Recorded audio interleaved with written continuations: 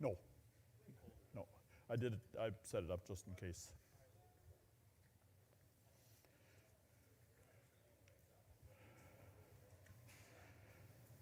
Okay, good evening, and we'll get going here.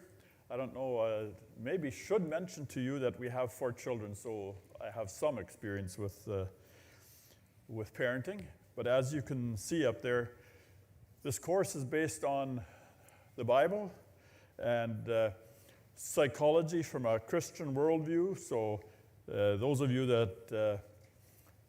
that did anybody get a textbook? Is anybody taking it for credit? No? Okay. So all the homework I prepared, I don't need, huh? You won't be reading any papers. Oh my. Papers can be very interesting. Anyhow. So yeah. What we'll do is today we will talk about foundational things as far as parenting is concerned. So first thing we'll touch on is that as people we are image bearers. We bear the image of God. And secondly, the second half we'll talk about training. We probably all know the verse in Proverbs about training a child, and when he's old he will not depart from it. We'll talk about that a little bit. Tomorrow we'll talk about framework kind of stuff. What the child's need is, which is our responsibility as parents. And the parents' due, that is the child's responsibility to the parents. So we'll talk about that tomorrow. And then on Wednesday, it'll be genetics, and all that means is what your children inherit from you. And you know, as your children, I mean, not when they're that little, but pretty soon you start noticing things that where they look like you, or act like you, or respond like you, and those kinds of things. And what that does to parenting, as well as discipline. And discipline, we'll have to even talk about the definition of it, because it means several different things to different people. And then finally on Thursday, fathering and wounds that happen between parents and children, just in the whole relationship process. Okay, this we don't need. We'll jump past that. And you don't have a bibliography in your books, but oh, you do? It should be in here. Oh, in the back. Yeah. Okay, super. That sort of gives you some idea of resources that are available. A lot of these have to do with parenting. There are a few that I've thrown in that are beyond parenting. Now this one in the red here, that's the one I suggested as a textbook. It's James Dobson's Dare to Discipline. He actually wrote that book first of all in 1970, but in the 1990s he decided it needed to be updated, and so that's the one I suggested, the updated one, the new Dare to Discipline. And it's not that a lot, like his basic principles didn't need to be changed. He still holds to them, but it needed to be supplemented a little bit here and there, and so that's why he renewed it. But he has a few other good books. As you see, the second one, Hide or Seek, Self-Esteem of a Child, and that used to be a very trendy topic for a while. Preparing for Adolescence, that's a whole new aspect to parenting after one has gone through the young years. And, oops, why did it jump?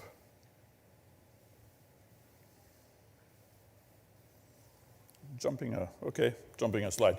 There are more, and you can see them in your list there. More. Most of those I own and have used there. I included a few that are newer ones that I don't own, but from the description of them, they sounded like they would be a helpful tool as well. So, parents and children as image bearers. I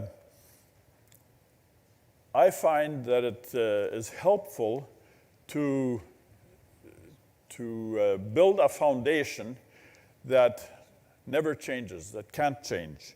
And this is the foundation when it comes to our relationship with our children. We're familiar with the creation story, Genesis 1:26, where God says, "Let us make man in our image." And we could go into that, explain that a little bit, but we're familiar with that. What exactly that means, there are a little bit different opinions, but all in all, it means that God is visible through us. And in verse 27, he even includes, he says that male and female he made them, and we are image bearers together.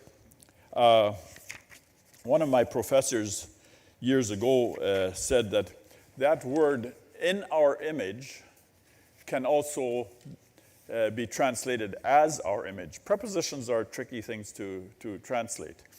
And so that would actually be saying that God, who is spirit, is represented here on earth by us. Not just us Christians, by all people. We bear God's image. Now, bearing his image is not done equally well by everybody.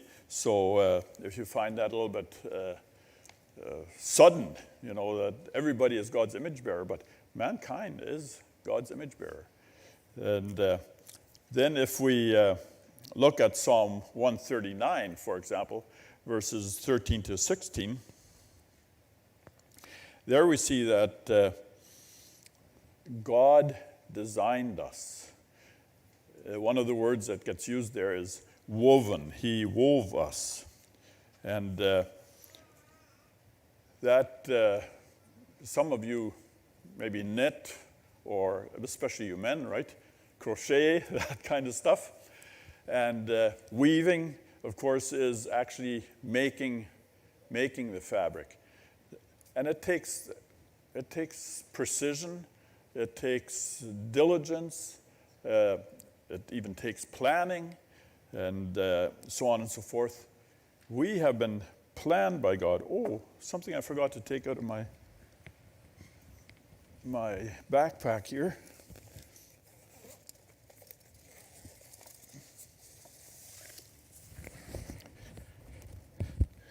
That's how it is. One is so busy with a computer, one forgets the Bible. Okay. Psalm 139. I'll just take a quick peek here.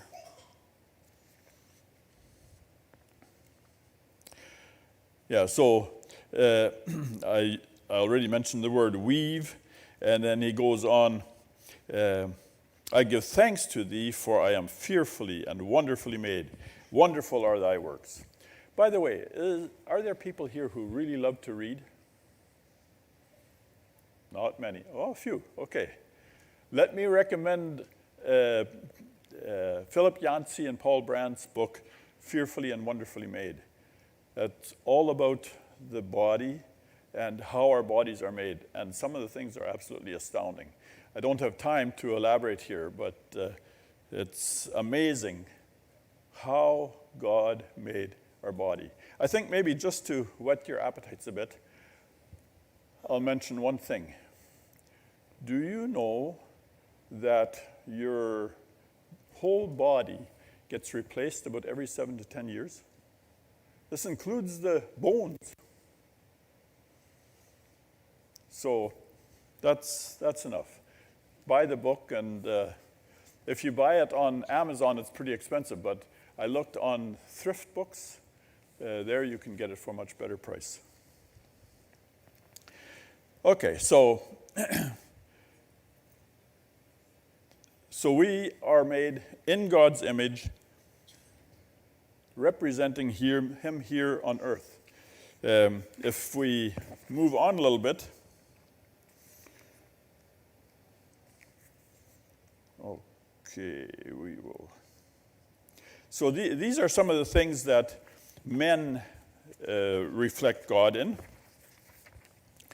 Things like he's compassionate, he's loving, he's a trainer, and a comforter, a giver.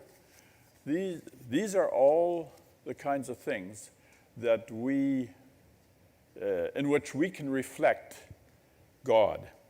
And there are a few mentions where it specifically compares God to mothers. That's here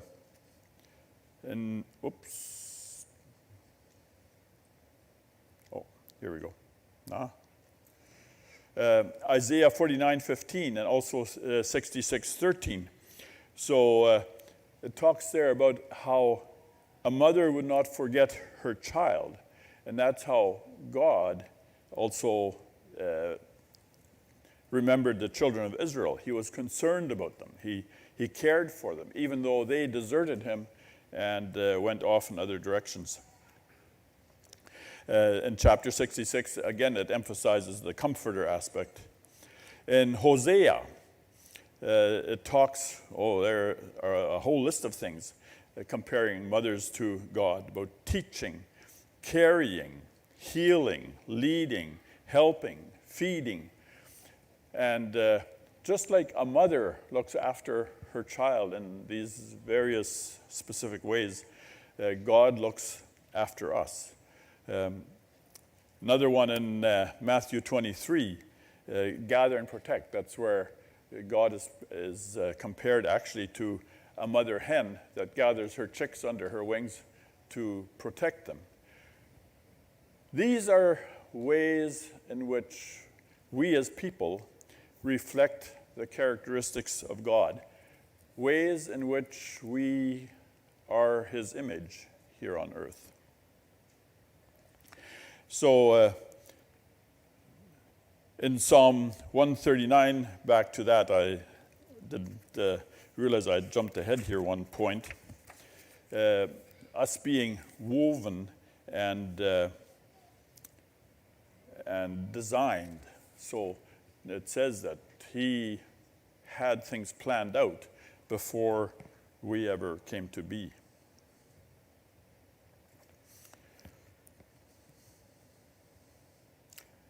So in our image and as our image, that's that I had just finished mentioning.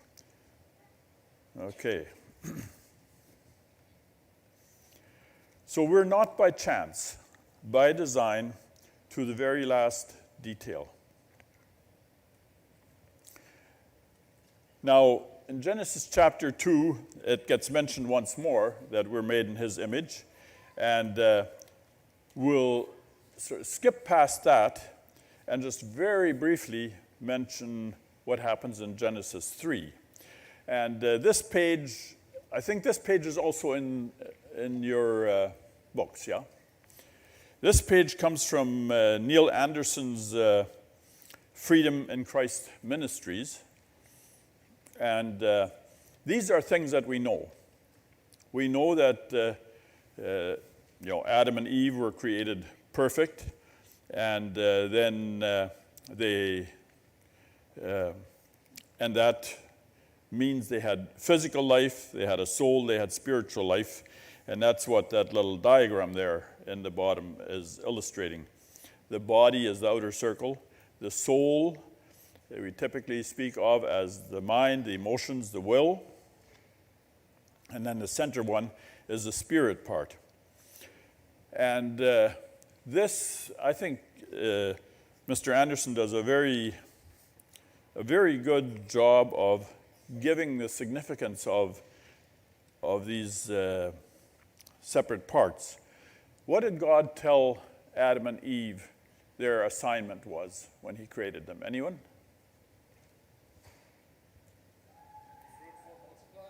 Okay, that was one. Be fruitful and multiply.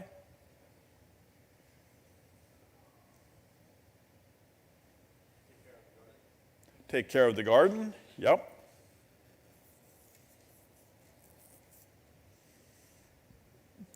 pretty much it. Rule over the animals and the fish and the birds and so on and so forth.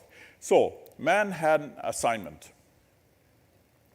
And that gives a person a purpose, gives him significance. What did he say they could have to eat or live and so on and so forth?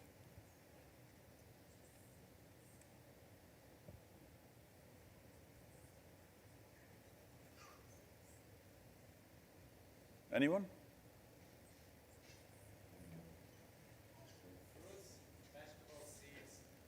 Right. Everything except from that one tree, right? Yeah. So they had their physical needs supplied. And finally, God realized, God didn't realize, he knew that all along, but he planned it this way. He had made Adam, but he had not made a partner for him. And that brings out the aspect of belonging. So there are three things that every person needs. This has nothing to do with one's culture, one's ethnicity, anything like that. Every person in the world wants to make a difference, significance, wants to have his physical needs met, so food and shelter and those kinds of things. And thirdly, wants to have association, belonging, be part of a group. So those are the three basic needs of all human beings. Those are also the basic needs of our children. And so they will come to play in considering parenting. That page of the Who Am I we'll skip over. You can take a look at that. But it's simply a page that Dr. Anderson put together to help Christians realize how often they are the focus in the Bible and in how many ways the Bible describes us, pictures us, and so that is an encouragement for us as followers of God. Then, of course, all did not go well. The fall came, and of course we were damaged. And basically, what sin is when we substitute our plan for God's plan. And so by sinning, Adam and Eve achieved independence, but that led to discomfort. All of a sudden they discovered they were naked. And even before God came, they already looked for ways to cover themselves. But that independence went deeper than that. And it seems that they hadn't realized it at that time. But when God came, then all of a sudden they realized, hey, we're ashamed of being with God. We don't even want to be in his presence. And he had to call them out. So there was separation, there was spiritual separation, which is sometimes referred to as death. And the consequences of that, very simply in chapter 3, verses 16 to 24, were things like pain in childbirth, toil. I have here toil and sustenance. In other words, we have to work to earn a living, and they were removed from paradise, from the Garden of Eden, and our time on earth here got limited. They were removed from Eden so that they wouldn't eat from the tree of life and be in that state forever. So, this is just sort of picturing that.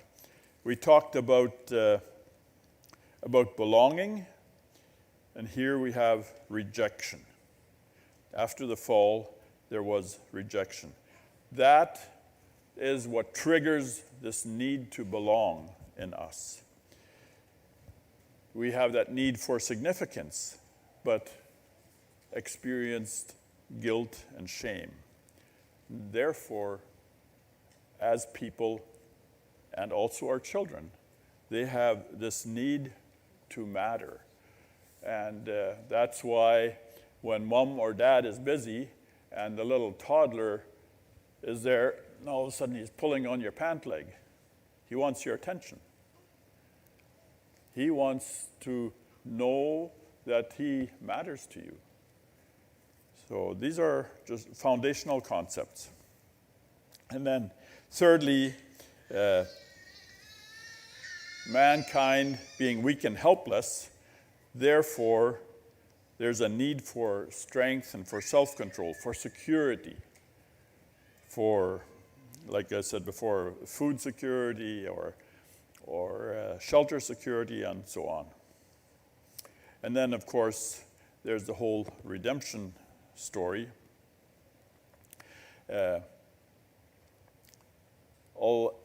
soon as Genesis chapter 3, God hints at sending a redeemer. And a few chapters later, in chapter 12, God chooses Abraham, or Abram at that point, and by chapter 13, he makes it personal. These are, like Genesis chapter 15, very important chapter. It'd be great to spend 15 minutes just on that, how God assigned Abraham, told him he would give him a land, make a nation out of him, and give him a name. And this is all moving in the direction of the Emmanuel that God would send. So, and then, of course, in the New Testament, it becomes very clear that redemption is entirely a God thing. It has nothing to do with us. It's His grace and His mercy that redeems us. So, to summarize this, people are made in God's image, therefore they are precious.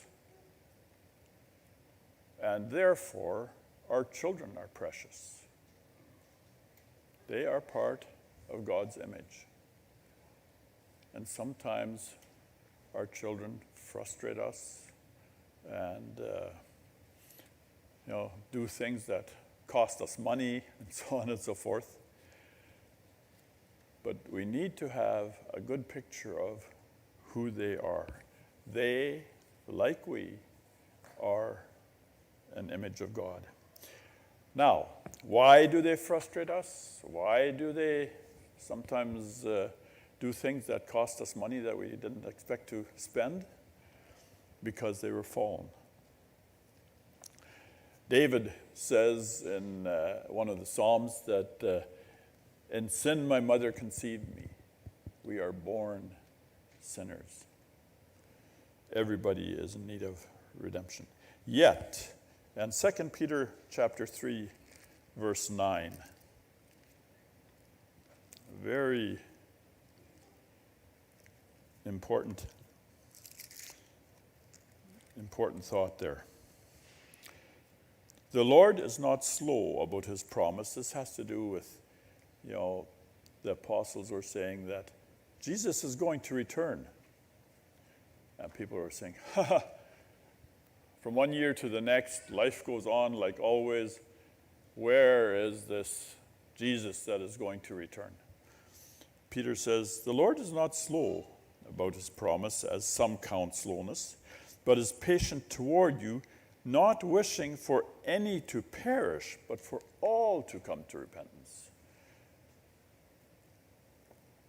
So, God made us people, God made our children in his image, which got messed up. and God provides a solution. So those are things to remember as we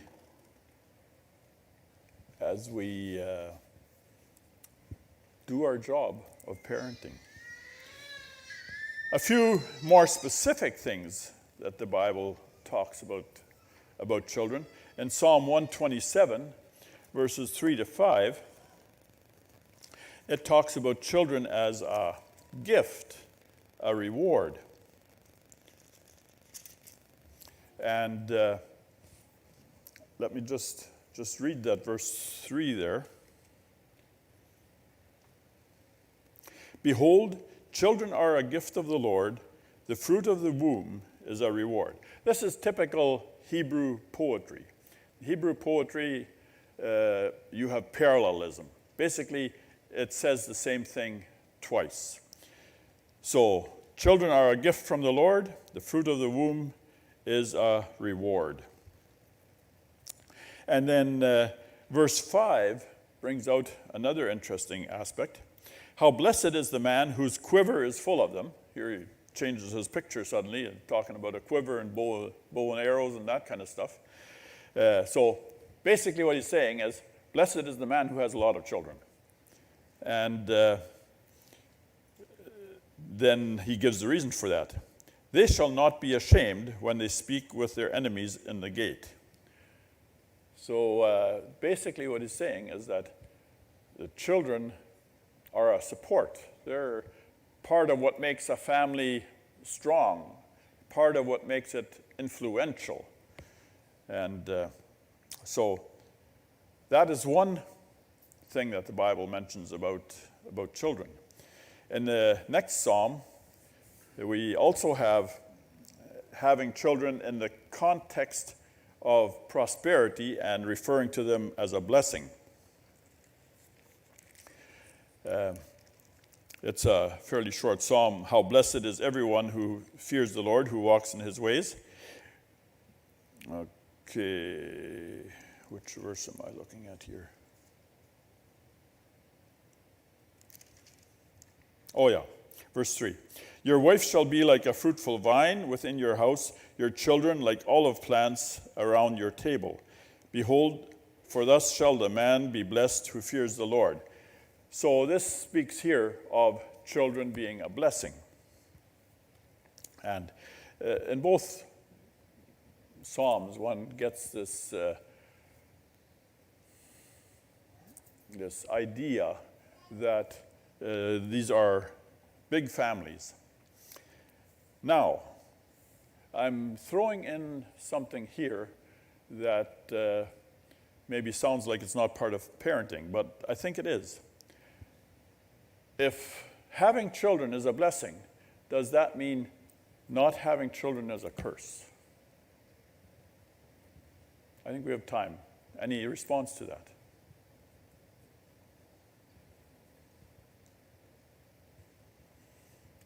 There are a few very timidly shaking their head. Not necessarily. You want to elaborate a bit?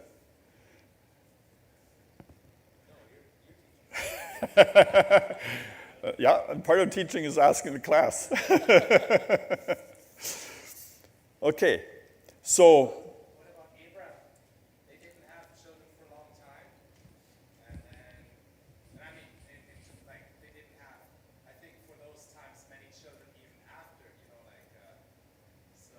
But yet he was used by God in a huge way. Yeah. It's interesting. We have a number of examples in the Bible, and Abraham and Sarah are one of them, who were childless. And it was very heavy on them.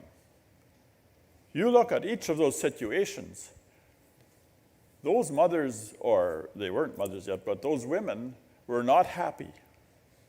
And in their society, it was considered suspiciously. And and we see sometimes, and Sarah is one of them, Abraham and Sarah, where and these were things that were socially acceptable in their culture, but ways which they, lengths which they went to in order to have a child through a maid or another woman and those kinds of things. So Sarah was one. Rachel was another one. That was one of Jacob's wives. Hannah, Samuel's mother, she was in the tabernacle praying quietly, but her lips must have been moving, and the high priest thought that she was drunk. And then Elizabeth in the New Testament, John the Baptist's mother. I suggest to you that it's not that being childless is a curse, but having children is one kind of blessing among other blessings. And so just to maybe touch on that a little bit. Biblical view of children. The Bible views children as being very important.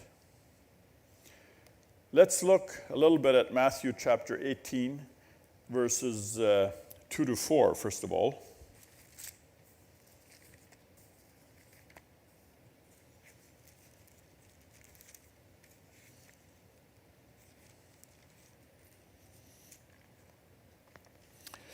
And he called a child to himself and stood in their midst and said, "Truly I say to you, unless you are converted and become like children, you shall not enter the kingdom of heaven."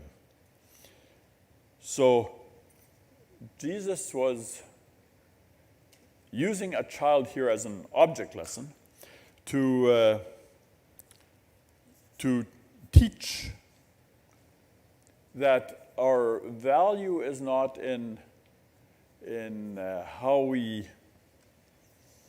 what we do to please God, but our value is in that we belong to God. And just like a child who is small and doesn't have the ability to do things to impress someone, ultimately we can't impress God. Oh, we serve him and we seek to please him, but he loves us anyhow, whether we do that or not. And so then if we go on to verses 5 and 6, "And whoever receives such child in my name receives me. But whoever causes one of these little ones who believes in me to stumble, it is better for him that a heavy millstone be hung around his neck and that he be drowned in the depth of the sea." So Jesus is elevating the value of a child here just way up there. Children are valuable. These are foundational concepts that we need to let sink in, because there will be times where these concepts will not be the first thing that jump to our mind when we have to deal with our children. There will be tough things to deal with, things where they turn our life upside down. And that's when we need to come back to these foundational things and remind ourselves who they are and ask ourselves, okay, let's use that as a starting point and see how we need to deal with this. So Jesus is using a child because a child simply has to trust. Your children, our children, when they are young, they can't do a thing for themselves. Unless we take care of them, they wither and die. As a matter of fact, and some of you may know this, but some hundreds of years ago, in Austria, a king told the nurses to feed some little children, and I haven't refreshed my memory exactly on how the situation got to this, but there were several children. He says, feed them, but don't cuddle them, don't give them any extra care. And they withered and died, even though they had the food that they needed. They had a roof over their head, but they had no love, no contact. That sense of belonging was withheld. So we have to accept a child as valuable, because that honors Jesus. He says here, whoever causes one of these little ones, no, just before that, and whoever receives one such child in my name receives me. So Jesus cares for our children, even the black sheep. And to mislead or abuse a child, we just read, is considered a very serious thing. Now, to our modern day. Our societies, at least Canadian society, I won't talk for Belizean society, but our society in Canada rejects divine creation. Oh, there are quite a few of us that believe in creation, but as a society, really, that's not even a topic. But that causes schizophrenic thinking. In other words, thinking that isn't logical. The death of a child is especially horrendous, even our society. People get upset if a child somehow comes to die. Sometimes it's through disease or neglectful care. It can be an accident, or even in war situations. We don't have war in Canada right now, but we do in our world. And that is considered horrendous. And yet, to abort an inconvenient child is for sure practical. As a matter of fact, you will also hear it said to be loving, because it would be terrible for that child to be born into a situation when the parents didn't really care for it, didn't really want it, an unwanted child. So thinking is schizophrenic. But for followers of Christ, what is the value of a child? Biblically, children are precious. I think we've seen that. God created our children. They're a gift of God. They're image bearers. Practically, even we Christians sometimes waver in this perspective. We know with our heads that our children are precious in God's sight. But when our child's fallen nature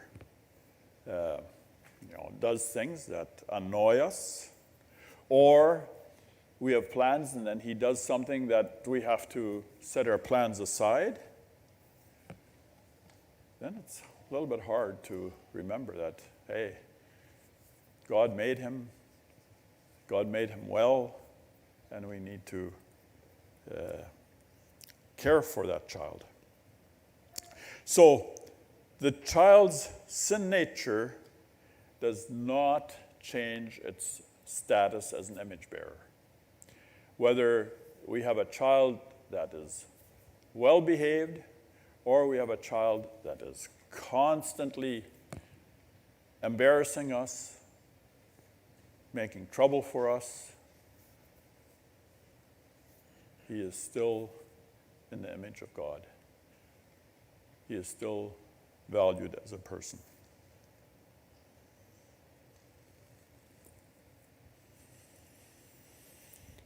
Question. Children do not belong to us as parents. Agree or disagree? Okay, you're nodding. What does that mean?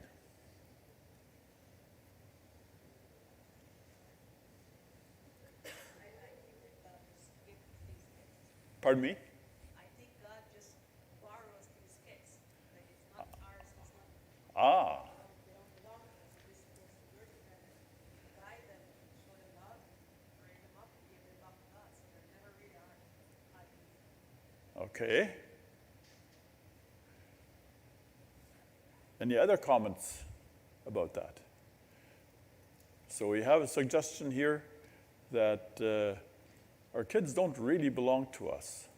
They belong to God. We're raising them, for Him. Who agrees with that? Okay, we have some that are brave enough. So, if we believe that, what does that mean for us as parents in raising our children?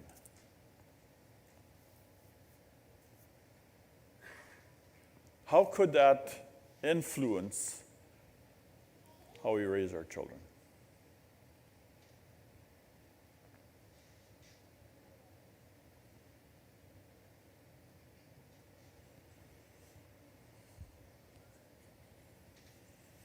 Basically, it shows that we're having a direct job that we're doing for God, right? Okay, we have a job that we're doing for God. So what? We'll have to answer to Him if we don't do a good job. Okay, that how we raise our children, someday God will say, so, what did you do there with little Johnny or with little Susie or so on and so forth? In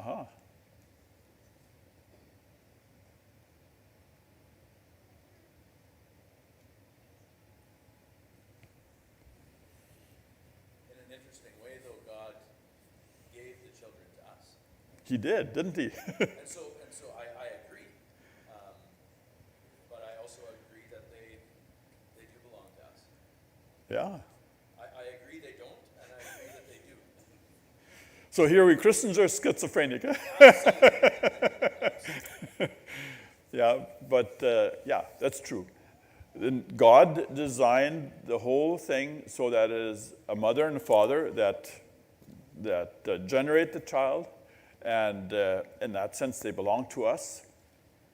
But see, those children grow up, and even though we still technically call them our children, they become independent individuals. And what God wants us to do as parents is to bring them up in a way that they will be followers of God and repeat the thing. So yes, we are, in that sense, stewards of our children and responsible to God for how we raise them.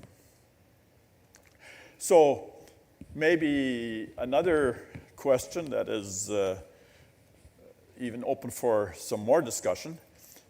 What should be our goal in raising our children according to our culture? What does our culture say how we should raise our children, or what our goal should be in raising them?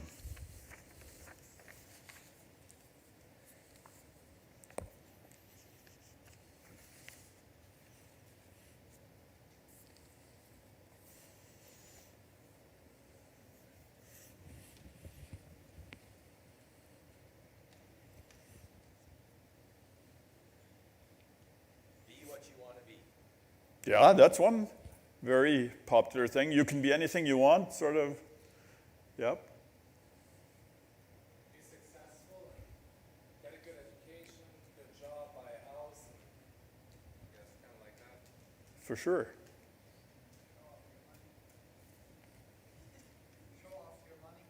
Show off your money.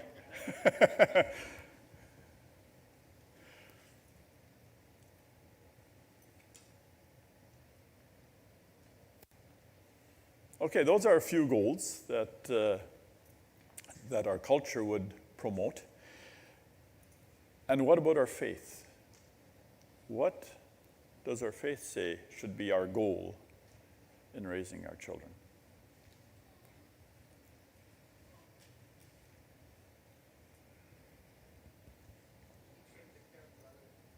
A little bit louder. Teach them to care for others. Mm-hmm. Raise them to be followers of Jesus?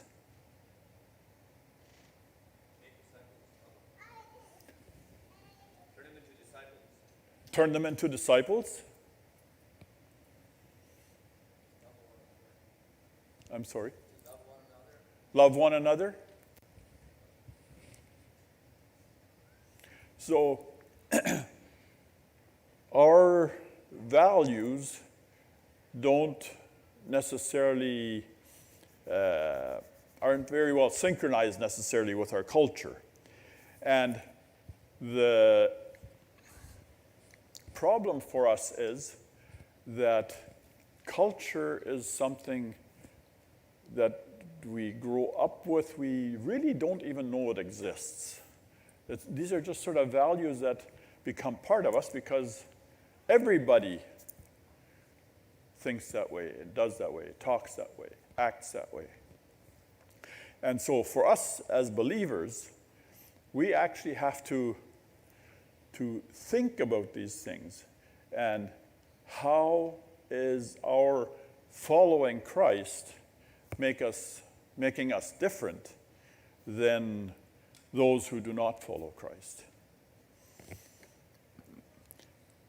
Right, so foundational. Our children are in the image of God, and that alone gives them value. Not only a little bit of value, but value ultimately.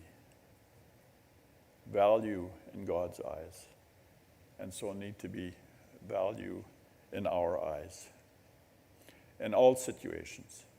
Now, we looked at the chapters that we'll go through. That doesn't mean that we let them do anything they want. I'll just say that much now. But they are valuable. Okay, it is almost 8 o'clock. We will take a little break before this happens. And then we'll come back for chapter 2.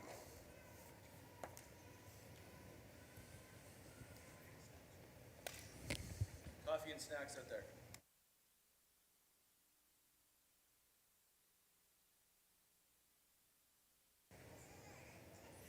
Nou ja, ik had dit wordt je plat iets vertellen. Ik had een jugendleider, die had dit spruch. We moeten die wat wel een lot zijn op lot komen. So, in other words, get started, and whoever isn't here is going to be late.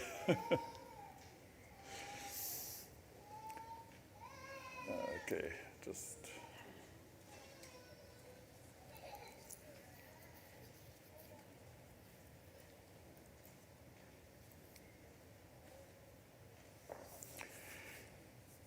Okay, chapter 2, starting with Proverbs 22, verse 6. I'm sure many of you can say this verse off by heart. Train up a child in the way he should go. Even when he is old, he will not depart from it. That's what it looks like in Hebrew. Of course, this was written in Hebrew originally. And so if we transliterate it, you sort of get the idea. You dedicate the youth in his ways bidding, even that age he not shall leave from it, in other words, that way. Now that, of course, is pretty rough, but let's look at what it says. That word trained means to narrow in Hebrew. And so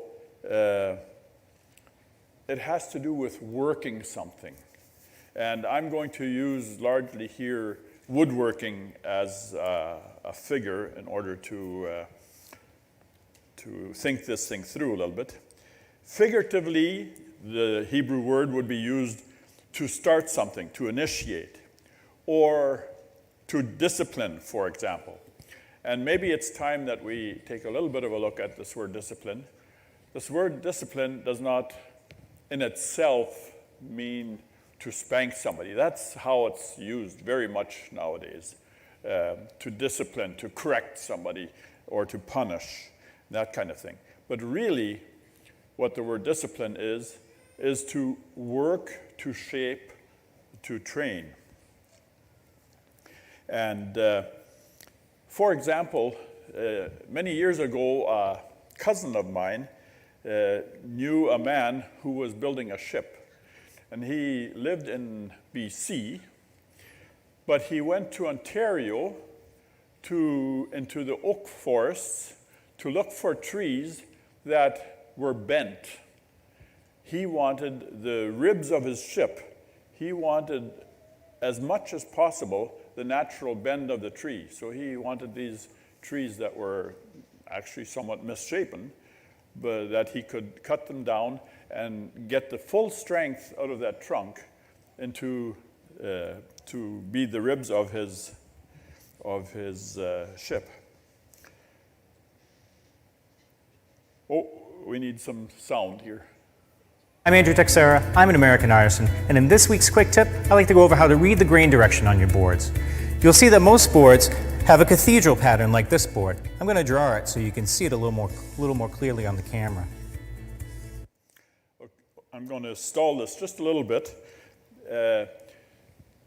Wood has a grain, and those of you that work with wood know that, especially in some sensitive situations, it's important that one respects the grain of the wood. And this training is similar. Now let's see whether I can... Oh yeah, there. Getting chip out when you're running your wood through the planer can be very frustrating. I'm Andrew Texera, I'm an American artisan, and in this week's quick tip, I like to go over how to read the grain direction on your boards. You'll see that most boards have a cathedral pattern like this board. I'm going to draw it so you can see it a little more clearly on the camera.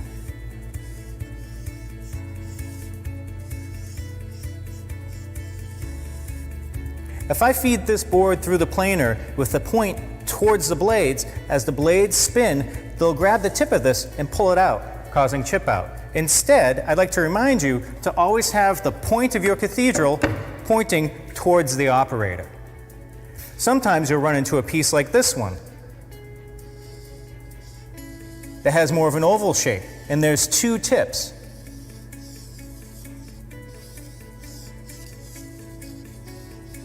When that happens, we'll feed our board in at a slight angle, about 7 degrees, so that as the blades spin and interact with the point of that cathedral there, it will hit the side and not the tip and be less likely to pull it up. Let's take a minute and see how it goes.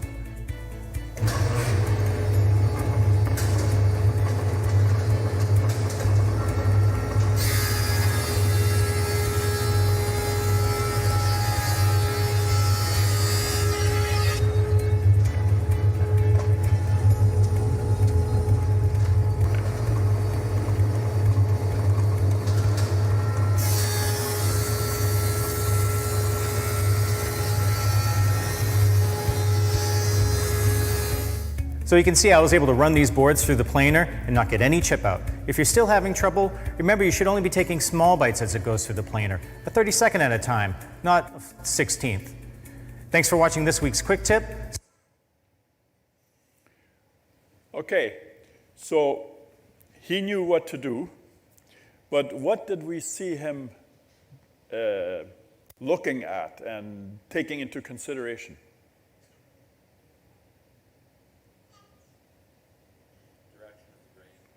Direction of the grain, yep.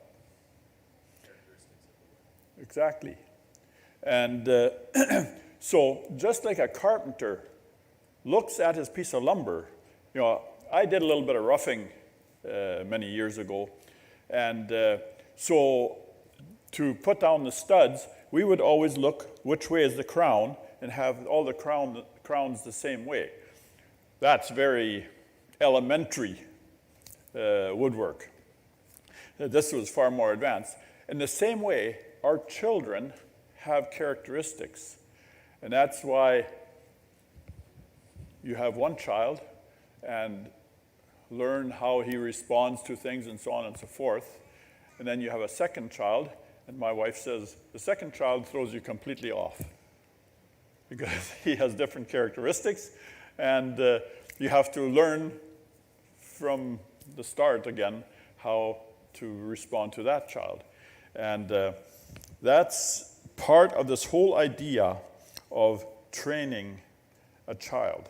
Here, this is a little bit more lumber. That's how as you cut the log, you can get a flat grain, or you can get a quarter grain, and so on and so forth. This shows how they will respond differently when you put them side by side as they dry out. And so if there is differences by the time you've dried them both, for example, the second picture shows that now the moisture content is the same on the two boards, but because one had more moisture, they dry differently, and you all of a sudden have an edge. It's not nice and smooth. A number of years ago, we put hardwood into our house. We replaced some flooring, and so we had to buy that stuff and then have it sitting in the house for a couple of weeks so that all the moisture would be even in all the boxes of hardwood. With children, we also need to pay attention, pay attention to who they are, how they are. Chuck Swindoll talks that they're bent, and that's just how they respond to situations and how different they are. We have 4 children, and I would say no two are alike. So, we come home with this little baby in our arms, and I don't know. I suspect as parents, we sort of have some assumptions how this baby will be and what we'll have to do. And this little one may have my eyes or my hair color or my body shape or something like that. But his gifts, his abilities, his interests can be completely different. How many of you here have the same occupation as your dad had? A few. How many had the same occupation as your grandfather had? Yeah, some things run in families. And we sort of almost expect that a little bit. Let me tell you about my wife's dad. He got to the age where he needed to go into some sort of work, trade or something. And my wife's grandfather was a mechanic.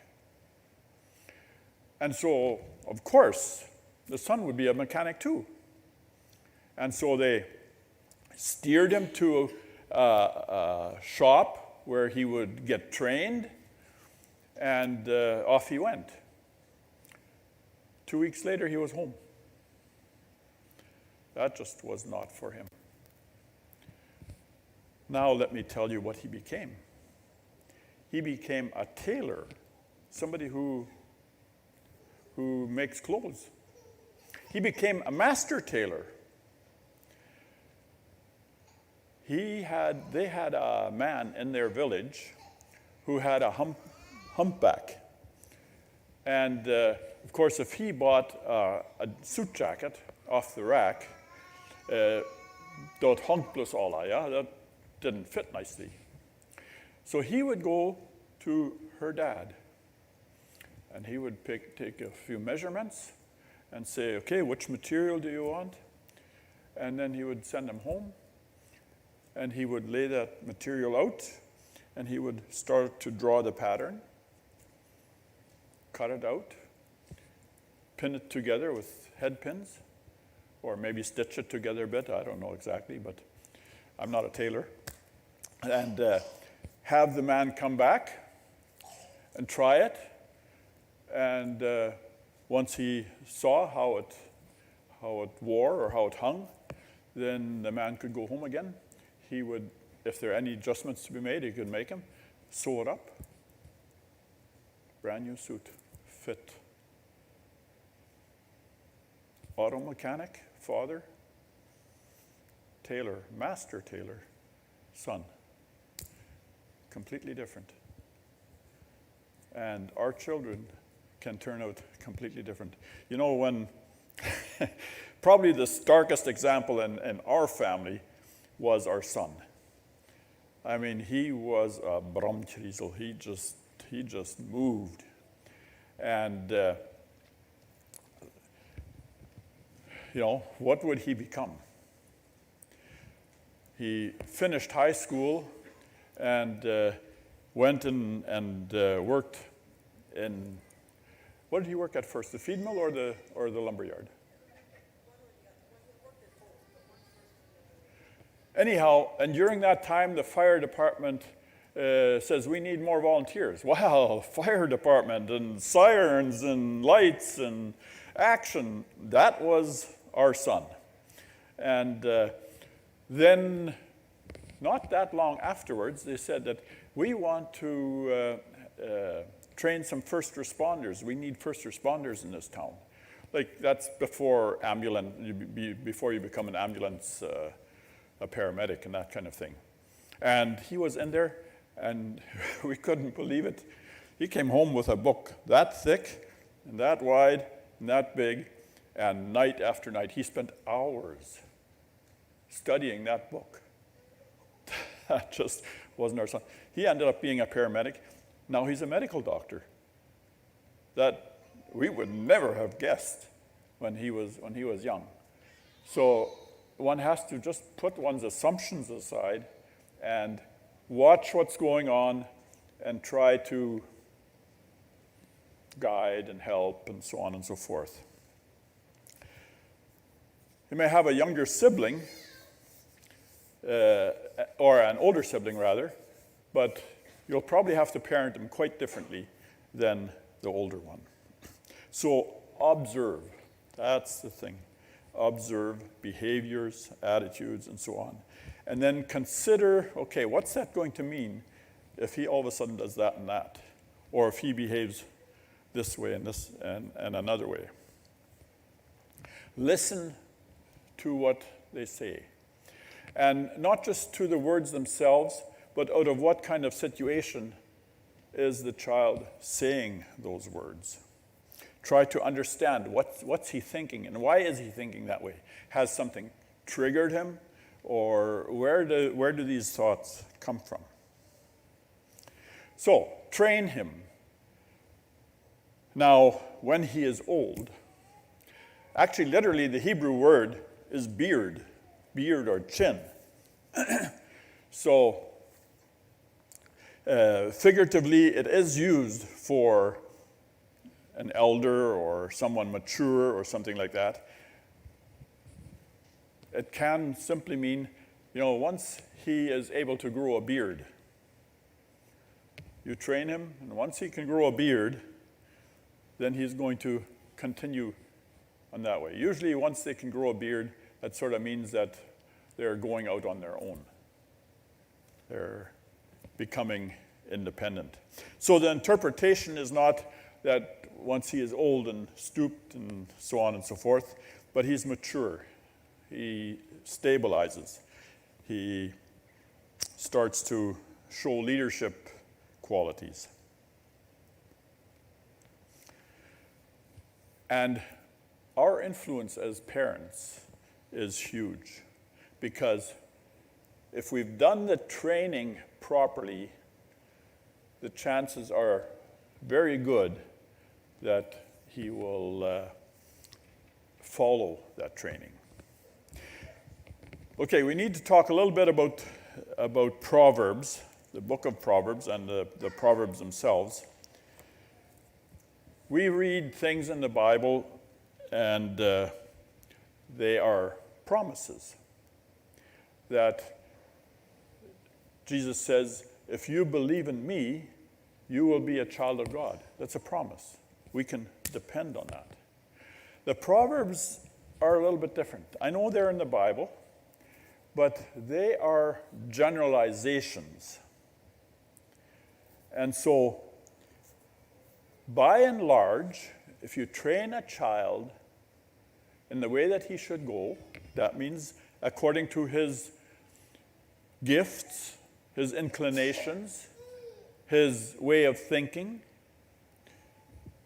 he will follow that bent that God has put into him. We talked before about us being designed, woven. He will follow that in the way that he should go. Now, this is not a promise that you do your best and your children will all turn out the way you want them to. It's not that kind of a promise. This is a generalized promise. Because our children have an independent will. We have a will, and it is our will to teach our children to become believers, of course, to become responsible citizens, contribute to society, and so on and so forth. But our children also have a will. And we can have an influence on that will, but we cannot determine that will. Oh, we can when they're 10 years old. If we threaten enough, they will do what we want them to do. But ultimately, our children grow up to be as big as we, as independent as we, as stubborn as we, maybe as stupid as we. We cannot control them endlessly. So, a parenting class cannot give you a book full of rules, and if you follow these rules, then that'll happen. This takes observation, sensitivity, work on our part as parents, make adjustments. We have sometimes had to make adjustments. We thought that we could teach our children certain things in a certain way, and it wasn't working. And we had to back up and say, well, we're going to have to start over on this. What adjustments do we need to make in order to keep on going forward? Results are not guaranteed. If one has observed well, listened well as a parent, and been sensitive to our child's bent, to the grain in his wood, to his personality, to his gifting. Most of the time, almost all the time, a child will respond positively, the way we expect it to respond. And of course, the result will please us. Now, if we try to change a God-created bent in the child, we insist on our goals for him. Very likely, he will rebel. Some have a nature that they don't rebel outwardly, then they go behind your back. But in some way, shape, or form, that is going to show itself. And then a war breaks out between child and parent. So we have to be sensitive to how did God make him? What kind of a personality does he have? And we'll talk about that a little bit more in succeeding evenings. There's another thing, this whole notion of birth order. Now, this is not accepted by everybody, but there is, how should I put it, enough enough anecdotal evidence that I think it is worth paying some attention to. Your first child, whom did he imitate? Anybody? Parents, yeah. He had nobody else to imitate except mom and dad, right?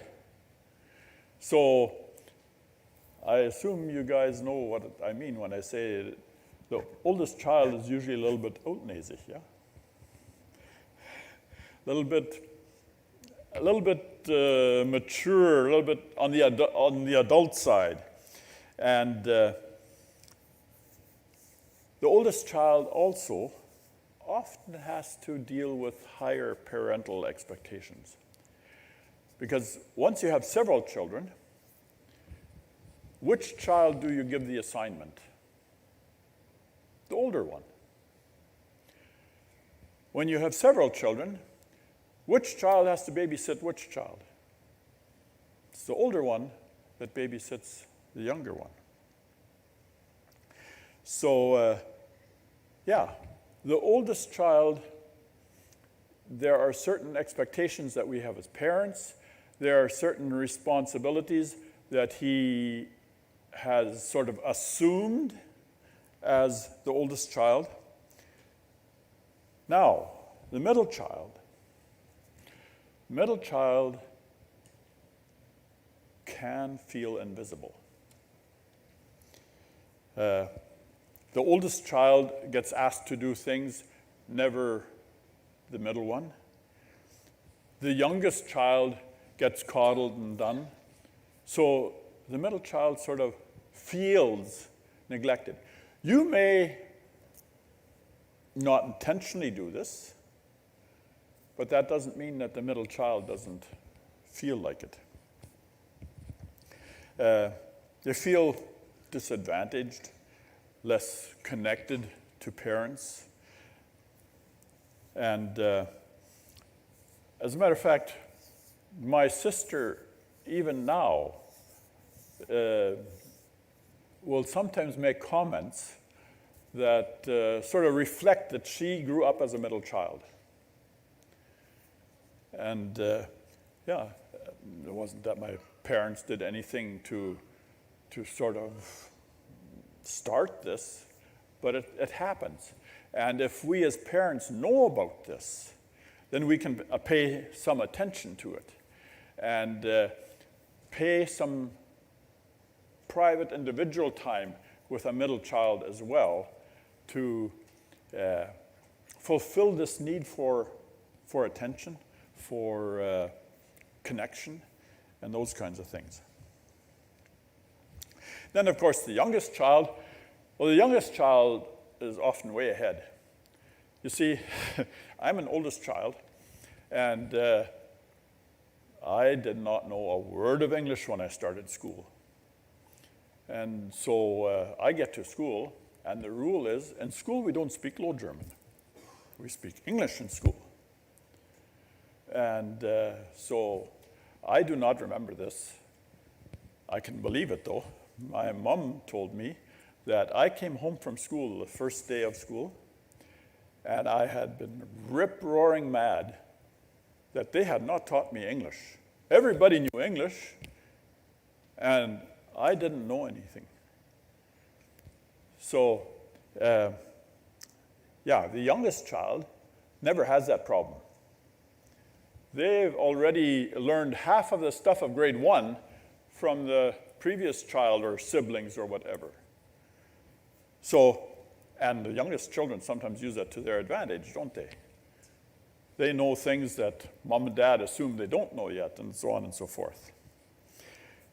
Now, with the youngest child, we have to be careful that we don't leave their upbringing to older children, especially if a youngest child has quite a few siblings, then that can happen quite easily. As a matter of fact, in my grandparents' era, it was almost a necessity. There were often 7, 8, 9 children, and making a living in those days was a lot harder than we have it nowadays. And so mothers often depended on older daughters to look after young children in the family.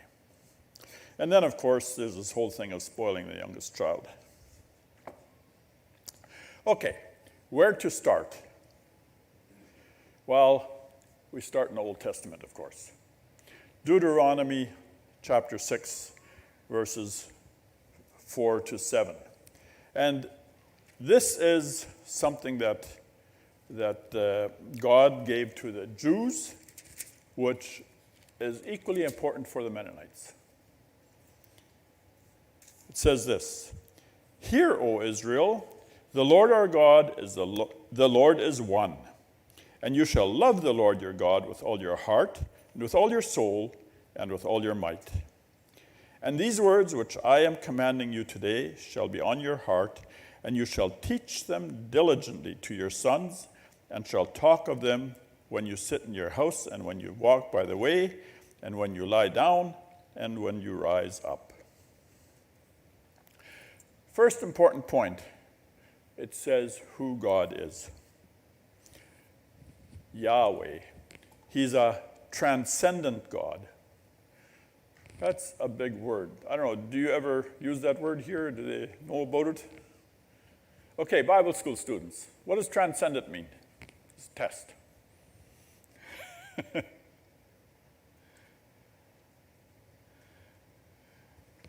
Transcendent. He is above us, not only in the sense of being higher, but different. There just is no match between God and between us. Two different beings. And holy. Set apart from us. The word holy in itself, in its root, means separated, different. And he is creator. So here is this God who created us, who is sovereign. He's over everything. He is transcendent. He is not human. He is God. That the Jews were supposed to communicate to their children. And he is one. And of course, this involves the whole Trinity, Father, Son, and Holy Ghost. Now, this brings with it a series of responsibilities. First of all, we have a responsibility to God. In verse 5, we have the responsibility to love him, only him, and completely. So that's our responsibility to God. We have a responsibility to ourselves. We know in our head that God is God, but we have to become utterly convinced of it. And how do we know that somebody's utterly convinced that God is God? By their behavior. I'm going to click now, and we're going to see a brief, maybe 4-minute or something clip out of a movie about a lady who was a missionary in Asia. And I'll just let it run first, and then we'll talk about it a little bit. Gladys's group of children had now grown to well over 100, and their safety was of utmost importance. And so it was decided that Gladys should be sent out. She was actually quite a danger because she was known to be a missionary and she needed to be got out of the area at any rate. And so children were brought to her from all connections around the town. Nearly 100 children. She had the job of taking them as the only adult.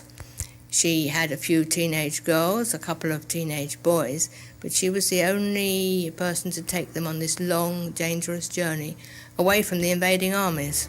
The trip was a grueling one.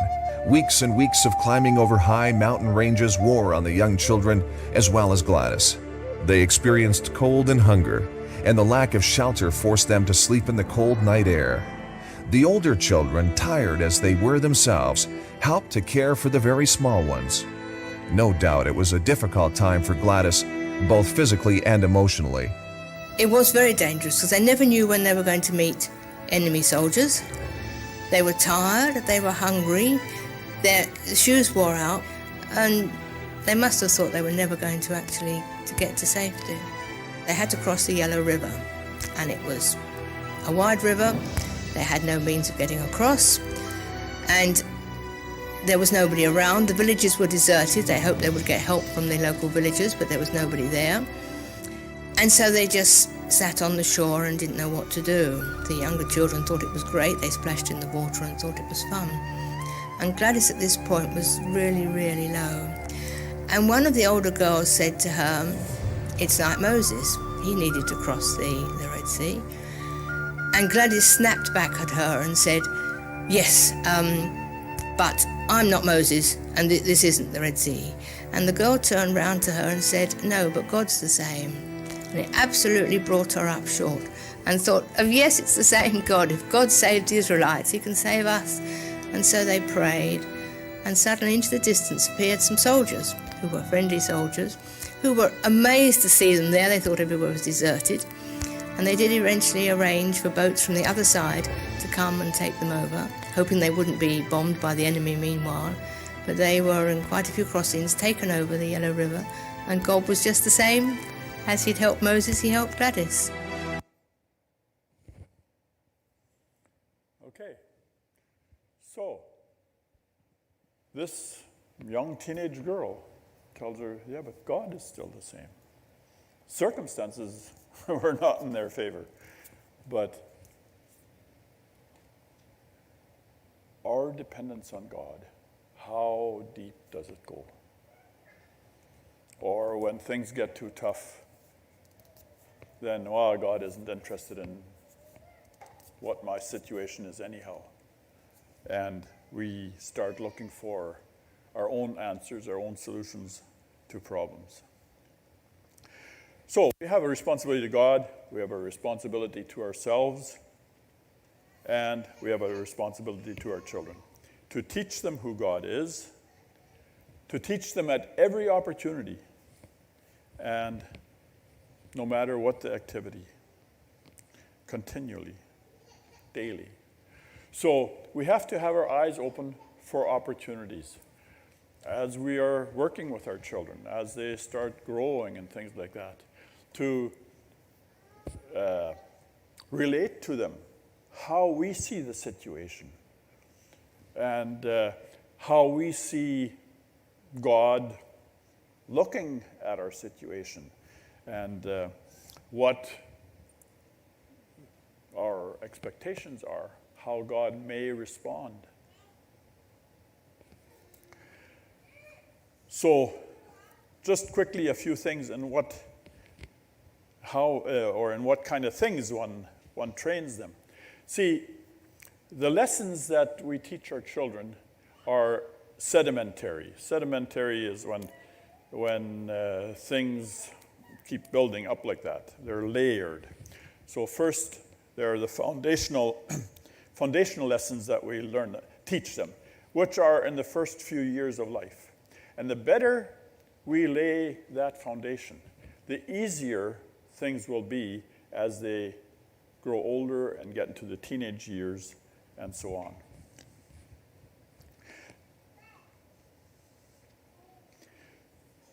So the lessons, of course, become more complex as the child grows, but their mind is developing, they're able to understand more and follow more complex, instructions, actually not only instructions, but even ideas and concepts.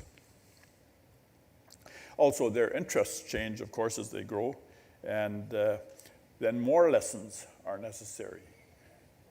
We may talk to them about God in a very elementary way when they're young, but we can start to have much more elaborate discussions as they grow old. So, you have a chart there in your book someplace, I believe, about some things that one teaches at certain ages. And in the youngest years, it's basically about that mom and dad are safe.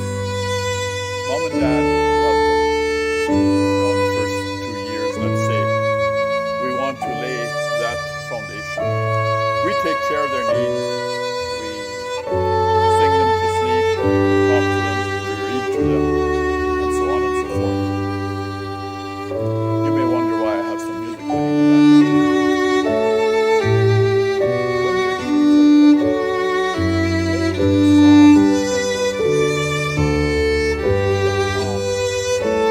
You know that this kind of music is actually used when they have teenage gatherings, and then they want the teenagers to go home at 10:30 or 11 o'clock, and they put on this music. It's pretty simple.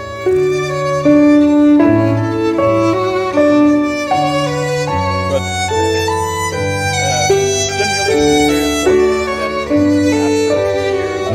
this will vary circumstance from child to child, but you want to start a few other things that come along with it. Because they're, by that time, throwing temper tantrums, don't want to go to bed, and so on and so forth. And the better we can establish those household rules, the easier life will be going on. 3 years, certainly, you want to know that defiance is not tolerated. Defiance is something that says, no, I'm not going to do this. I belong to this place. 4 years old, they need to start to learn that there are times where I can be serious.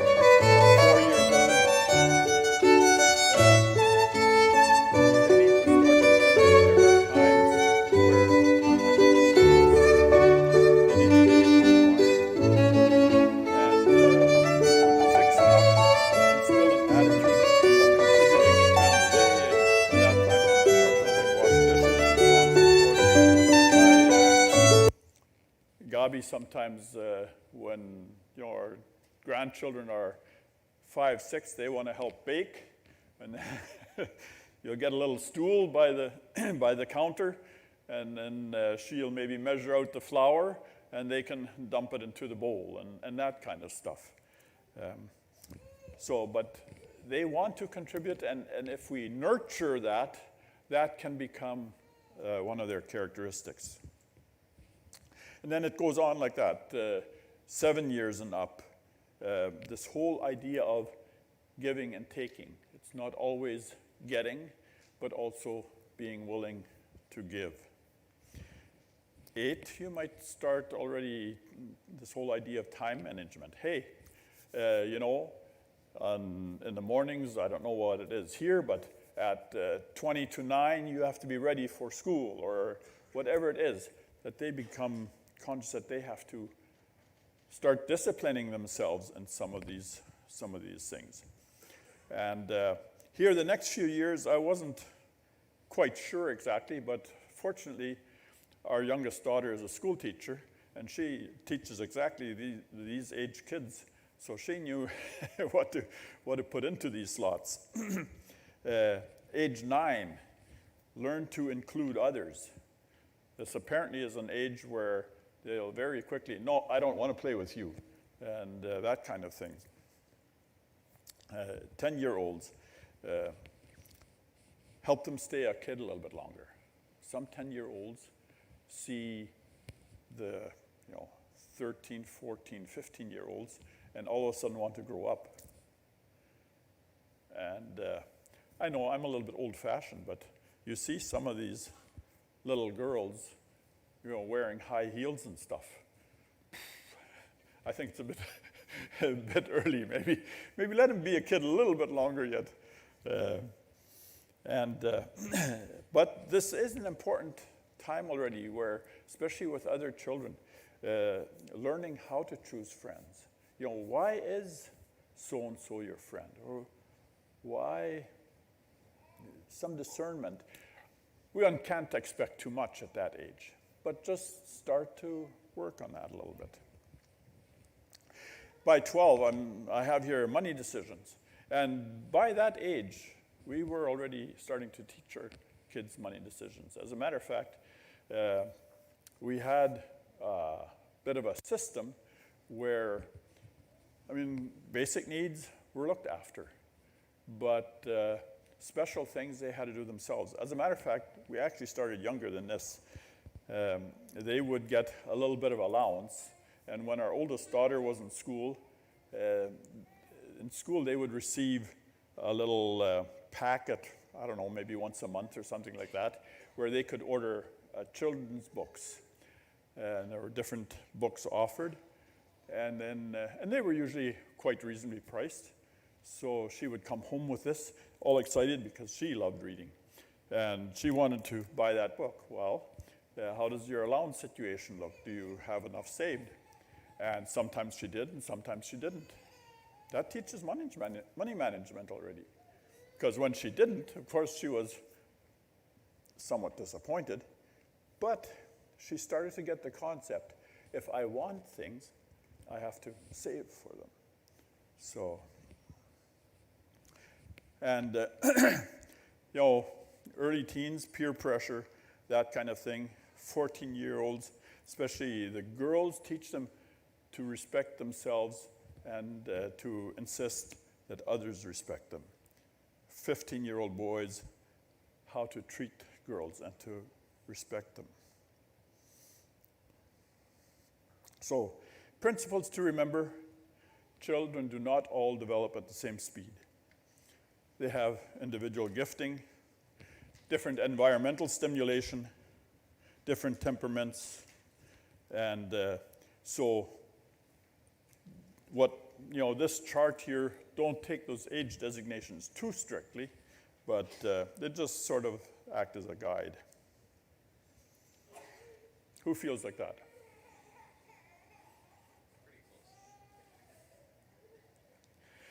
Okay, so today that was foundational stuff, and you may have thought it was quite general. We're going to start getting into more specific things. Tomorrow it'll be framework, and then the next 2 nights will be really focusing on issues that one can have in a family or that one will deal with as parents at different stages, problems that can happen, and so on. Thank you. If you have questions, you can come up. I'm not in a particular rush, but